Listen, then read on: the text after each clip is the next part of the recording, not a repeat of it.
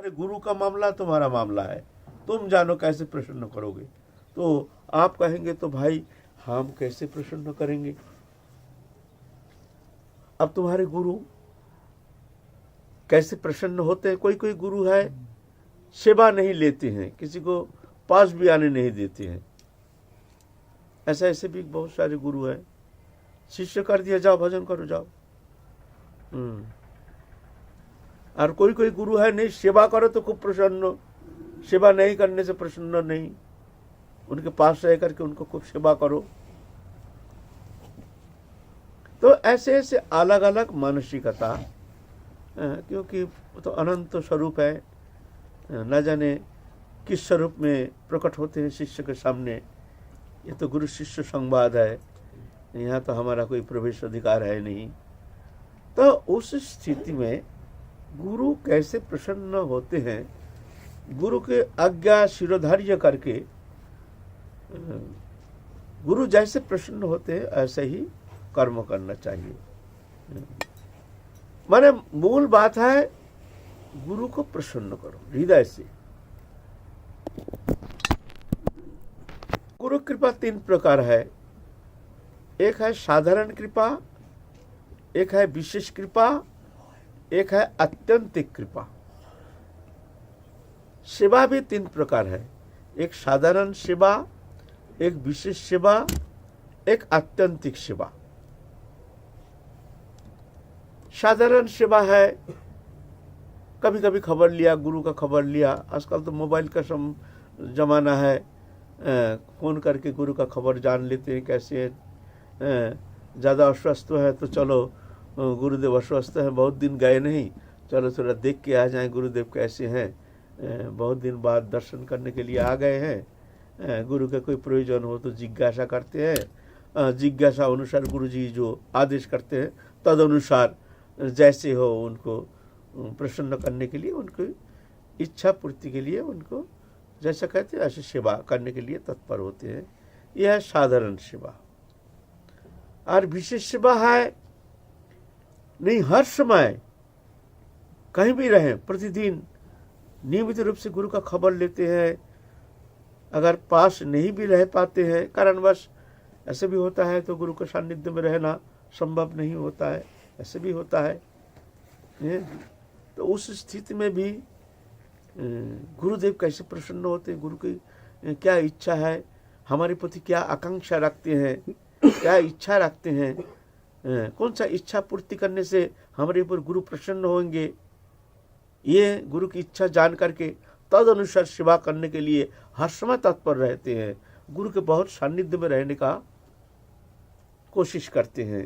ज़्यादातर जहाँ तक हो, जब भी समय मिल जाए गुरु के सानिध्य में आकर के हृदय से ही गुरु सेवा करने के लिए, एक कायिक सेवा, एक वाचिक सेवा। कायिक सेवा शरीर के द्वारा गुरु जी की सेवा, चरण सम्मान आदि इत्यादि नाना प्रकार कायिक सेवा जो है, गृह सम्मार्जन इत्यादि नाना प्रकार गुरु के कायिक सेवा करने का चेष्टा। गुरु को नाना प्रकार कथा सुना करके, हरि कथा, नाना प्रकार ग्रंथ गुरु जी से पसंद करते हैं, ऐसे भावानुकूल ऐसे कथा सुना करके, शास्त्र कथा, हरि कथा, लीला कथा सुना करके गुरु को प्रसन्न करने का कोशिश करते हैं। यह है वाचिक सेवा। और मन के द्वारा तो गुरु के चिंतन, गुरु सेवा, उठते बैठते खाते सोते गुरु चिंतन, गुरु सेवा, मानसिक सेवा, ये तीनों होनी चाहिए।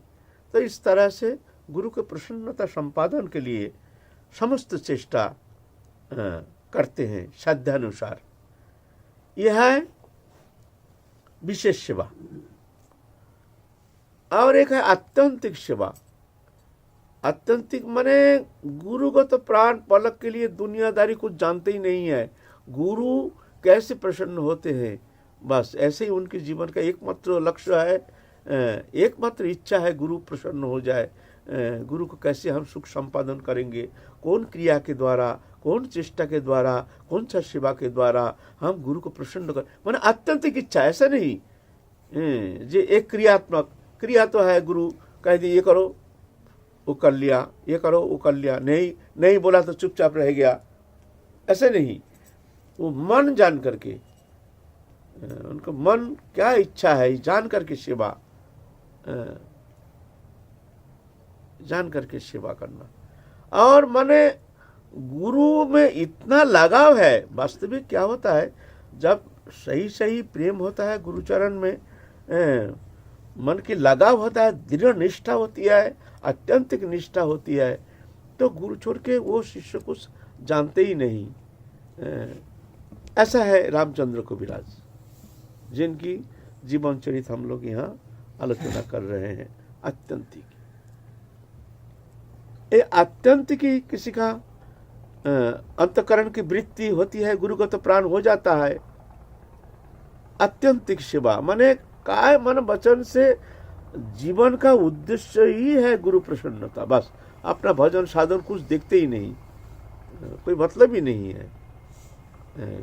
कैसे गुरु प्रसन्न हो जाएंगे, दिन नहीं रात नहीं, अखिल चेष्टा गुरु प्रसन्नता। गुरु प्रसन्न हो गया तो अंतःकरण जैसे हमारा एकदम तृप्त हो गया, जैसे हमको क्या मिल गया। गुरु थोड़ा खुशी हो गए हैं, शिष्यों का हृदय खिल गया, आहा गुरु प्रसन्न हो गए हैं। ऐसे होना बहुत कठिन है ना।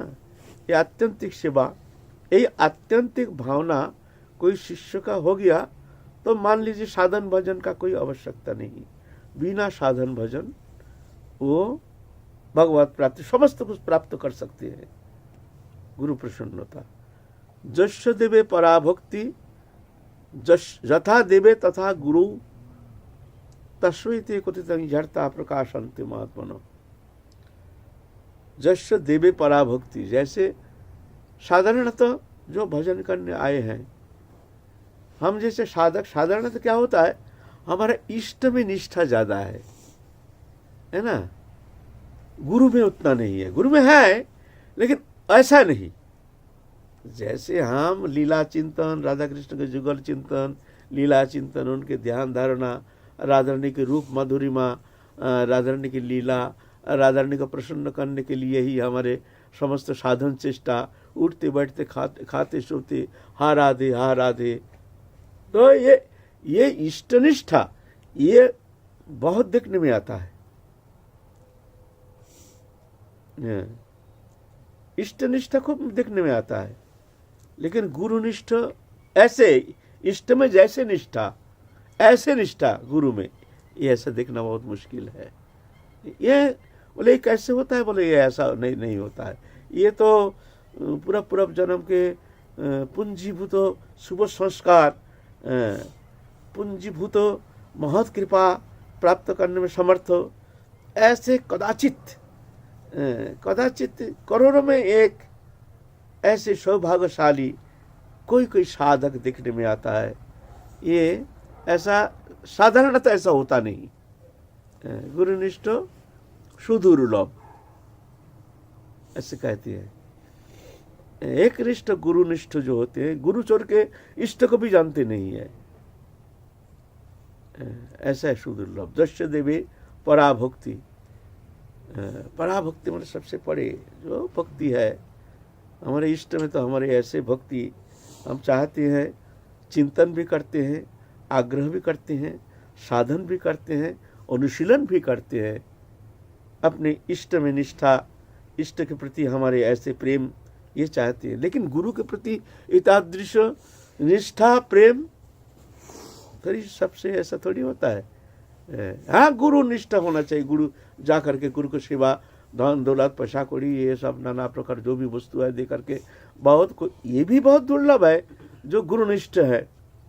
लेकिन जस्य देवे पराभक्ति यथा देवे तथा गुरु, जैसे हमारे इष्ट में हमारे प्रेम, हमारी निष्ठा, ऐसे अगर गुरु में हो जाए तथा गुरु बराबर होना चाहिए, थोड़ा ज्यादा ही होना चाहिए गुरु में।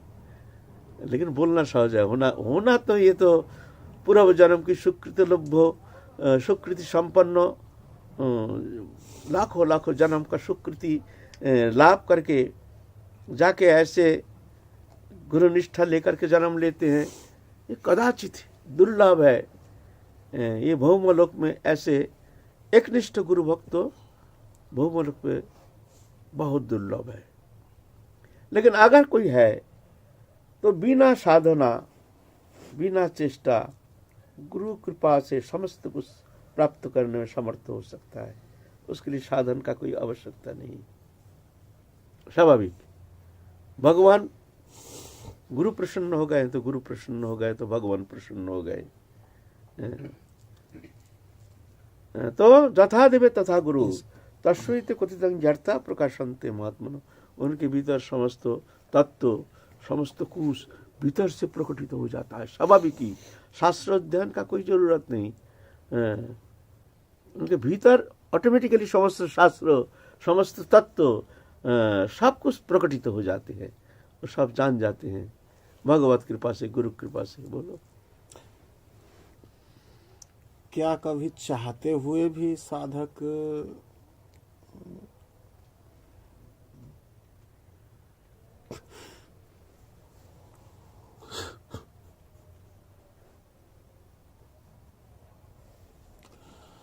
वो गुरु भक्ति में पीछे रह सकता है?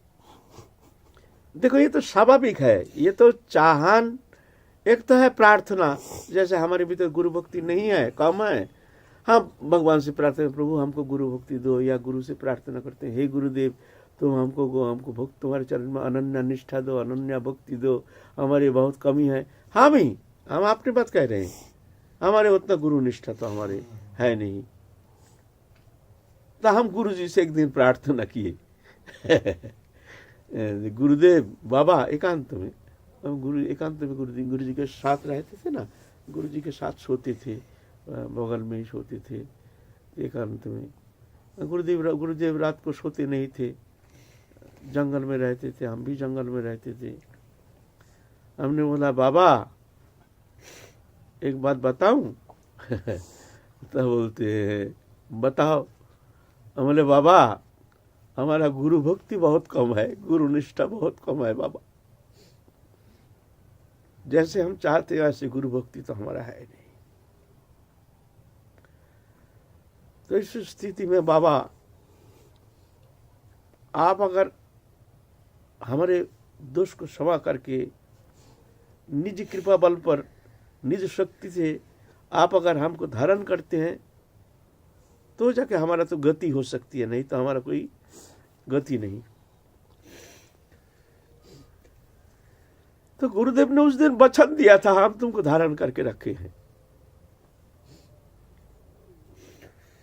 वचन तो दिया था।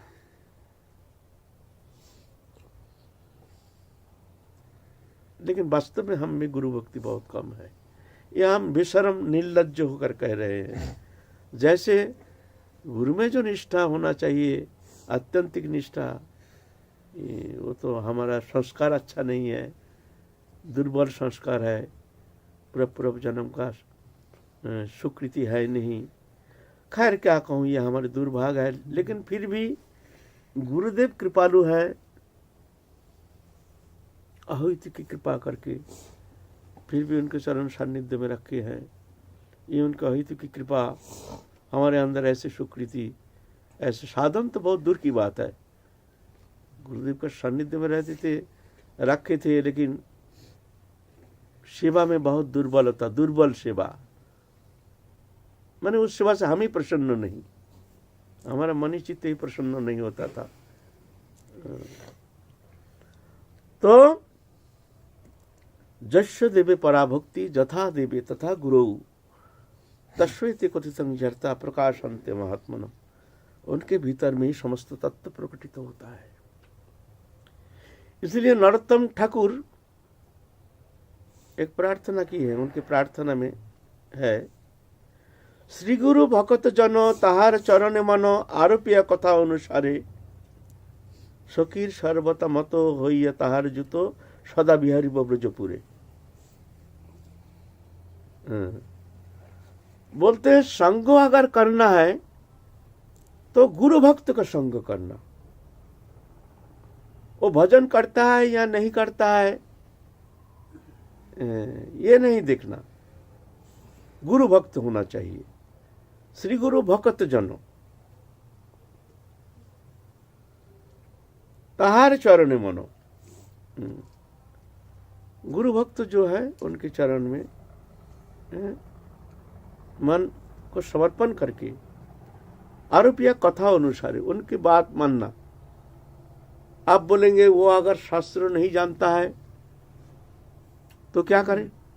भाई शास्त्र तो जानना चाहिए। हमको जो उपदेश करेंगे शास्त्र सिद्धांत तो वो जानता नहीं है, उतना अध्ययन किए नहीं है, शास्त्र अध्ययन किए नहीं है, तत्व विचार संबंध में उनको परिपक्वता है नहीं, तो वो जैसे कहेंगे ऐसे कैसे हो सकता है? तो उसमें भूल भ्रांति, भूल शब्द निकल सकता है।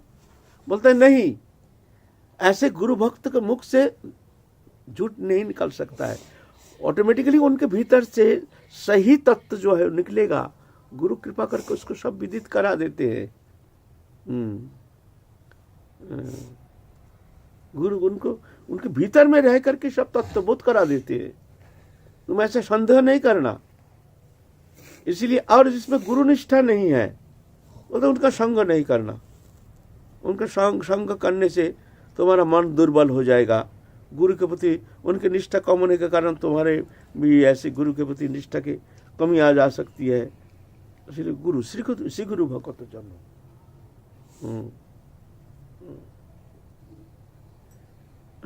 ऐसे गुरु निष्ठ। इसीलिए गुरु भक्ति है सर्वोपरि। तो ऐकांतिक, एक साधारण निष्ठा, एक विशेष निष्ठा और एक आत्यंतिक निष्ठा। ये आत्यंतिक निष्ठा जो है ये बहुत दुर्लभ है। ये धरित्री में ये बहुत दुर्लभ ऐसे साधक मिलना, उनके संपर्क में आना, उनका सानिध्य प्राप्त होना, ये तो बहुत ही दुर्लभ है। क्या बोल रहे थे? ऐसा देखा गया है कि गुरु जिनके हैं नहीं, जिन्होंने गुरु भी नहीं किया है और गुरु में उतनी निष्ठा भी नहीं है, बहुत कुछ तो देखा गया है कि वो भगवान को ही गुरु मानते हैं लेकिन तीव्र भजन करते हैं। क्या उनका भी संग उतना फलदायी नहीं? गुरुकरण हुआ नहीं। गुरुकरण जब नहीं हुआ तब तो भगवान को ही गुरु मान के कृष्णं वंदे जगत गुरुम, कृष्ण ही जगत गुरु है। इसीलिए ऐसे स्थिति में जब तक गुरुकरण नहीं होता है तो भगवान को ही गुरु मान करके भजन करना चाहिए। तो ऐसे उनमें संग में कोई दोष तो है नहीं, ऐसा संग करने से कोई हानिकारक कुछ है नहीं। लेकिन गुरुद्रोही जो है भजन करता है लेकिन गुरु से कोई लेना देना है नहीं, मतलब है नहीं, तो उनका संग से दूर रहना, चाहे कितना भजन नंदी हो। बहुत से की मानसिकता ऐसी भी है कि गुरु बनाने की जरूरत ही नहीं है, ऐसी भी मानसिकता है ना। ऐसा मानसिकता गुरु बिना भव सिंधु तरह न कोई, रामचरितमानस में कहती गुरु बिना भव सिंधु तरह न कोई, चाहे ब्रह्मा बिरिंच क्यों ना हो ना, ऐसा है ना शब्द, ब्रह्मा बिरिंच क्यों ना हो,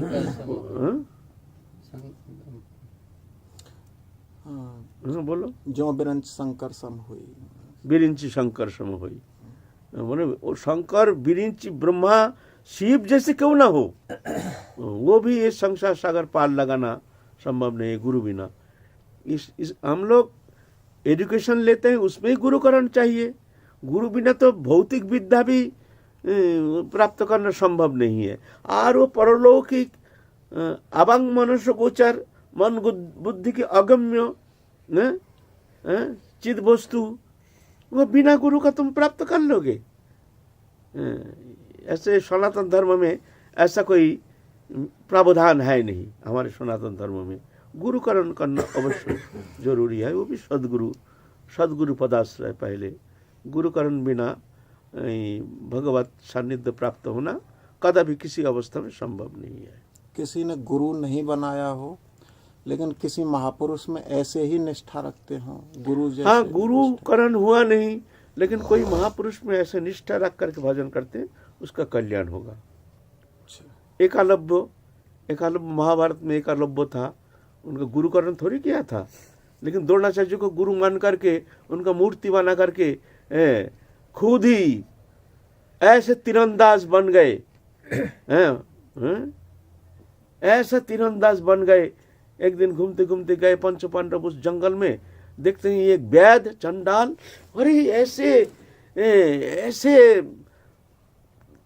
दिखा रहे हैं तीरंदाजी, ऐसे दिखा रहे हैं बाण विद्या। चकित हो गए, अरे बाबा इतना बड़ा विद्वान, इतना बड़ा धनुर्धर, ये तो हम लोग चिंता भी नहीं कर पाते। अर्जुन तो घबरा गया, जी ऐसे विद्या जो भी कला दिखा रहा है, धनुर्विद्या जो कला दिखा रहा है, ऐसे विद्या तो हम में भी है नहीं। भाई तुम्हारा गुरु कौन है? उस समय चंडाल निज जाति को विद्या सिखाना माना था, विद्या दान नहीं करते थे। तुम्हारा गुरु कौन है? बोलता हमारा गुरु है द्रोणाचार्य। द्रोणाचार्य? बोलता हाँ, हमारे को विश्वास नहीं, आ जाओ। जाके देखा था द्रोणाचार्य की मूर्ति बना करके, उसी को गुरु मान करके धनुर्विद्या अभ्यास किए और ऐसे तीरंदाज बन गए कि वो चिंता की भी अगम्य। पंच पांडव गए, जा करके द्रोणाचार्य जी के पास रोना शुरू कर दिए। जी आप गुरुदेव, आप कहते हैं कि हाँ आपके सबसे प्रिय है, आप ऐसा निज जाति को धनुर्विद्या शिक्षा देना भी माना है, लेकिन आपने चुपचाप आकर के ऐसे चंडाल को आपने शिक्षा प्रदान की है, इसमें समाज में भी अकल्याण हो जाएगा, समाज में भी ऐसे निंदा घोषित हो जाएगा। ये हम लोगों का कोई तो विद्वत्ता का कोई कीमत रहेगा ही नहीं। तो बोलते कौन ने कहा ऐसे बात तुमको? कौन ने कहा तुमको? बोलते ऐसे एक वैद्य ऐसे धनुर्विद्या दिखा रहे हैं, कला दिखा रहे हैं, तो चलो तो देखे। हाँ भाई तुम्हारा गुरु और द्रोणाचार्य को देख करके ही साष्टांग दंडवत हो करके चरण कमल में गिरे, गुरुदेव गुरुदेव गुरुदेव गुरुदेव। अरे हम पहचानते भी नहीं, हमको गुरुदेव कह रहा है। अरे भाई तुम्हारा गुरु कौन है? गुरुदेव आप हैं। ले गए हैं, दिखाते मिट्टी का एक द्रोणाचार्य मूर्ति बना करके धनुर्विद्या अभ्यास करना शुरू कर दिए और उसमें महा भयंकर तीरंदाज बन गए। तो कहने की बात है, ऐसे गुरुनिष्ठ अगर होता है तो गुरु शक्ति तो भगवत शक्ति है ना। भगवत शक्ति होने के कारण उस शक्ति का प्रकाश उसमें देखने में आएगा। मान लो गुरुकरण हुआ नहीं, लेकिन कोई महापुरुष को गुरु मानते हैं, या मन ही मन में भगवान को गुरु मानते हैं, या कोई मान लो ऐसे ही कोई हो, उनके चरण चिंतन करके उनको गुरु मान करके अगर वो साधन भजन ध्यान धारणा उपासना करता है तो वो वृथा नहीं जाता है। उसमें भी कौन? गुरु शक्ति भगवत शक्ति। जस्य प्रसादात भगवत प्रसादो, गुरु शक्ति भगवत शक्ति ऑटोमेटिक उनके भीतर से प्रकट हो जाता है। गुरु शक्ति ऐसे है। हाँ, जब ऐसे सदगुरु सान्निध्य प्राप्त होने का मौका मिल जाता है, कभी संयोग हो जाता है, तब तो अति सौभाग्य का सूचक है। साक्षात गुरु सान्निध्य प्राप्त होना ये तो बहुत ही सौभाग्य का सूचक है। तो गुरुकरण कर लेना चाहिए। और ऐसा जो सामर्थ्य नहीं है, जिसमें सदगुरु का लक्षण नहीं है, जहाँ तहाँ कान फुकवा लेना ये अनुचित है, ये ठीक नहीं है। ऐसा गुरुकरण होने से विशेष कुछ फलप्रद होता नहीं है। साधक के लिए बहुत कठिन हो जाता है आगे बढ़ना, क्योंकि पग पग में गुरु के प्रति तो